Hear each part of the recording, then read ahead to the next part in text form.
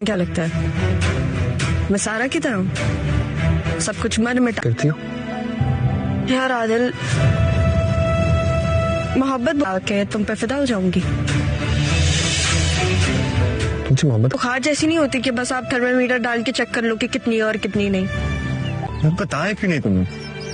ये मुझे ज़ारा समझ रहे हैं। अगर तुम्हारी बात सरमद से फिक्स हो गई है तो तुमसे मोहब्बत क्यों की? अस्सलाम वालेकुम।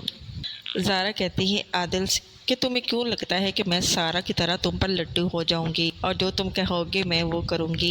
मैं तुमसे मोहब्बत नहीं करती। दूसरी तरफ सरमद ज़ारा से पूछेगा कि तुम मुझसे कितनी मोहब्बत करोगी हो, तो ज़ारा कहेगी कि मोहब्बत कोई बुखार नहीं कि थर्मामीटर अंदर डाला और बुखार चेक कर लिया कि कितना है। आगे हम देखेंगे कि जो आदिल है उसके सामने बैठी होती है सारा और वो उसे समझ लेता है ज़ारा और उससे कहता है कि अगर तुमने सरमद के साथ ही शादी करनी थी तो फिर तुमने मुझसे मोहब्बत के दावे क्यों किए, और तुम्हें भी पता है कि मैं तुमसे मोहब्बत करता हूँ सारा से नहीं।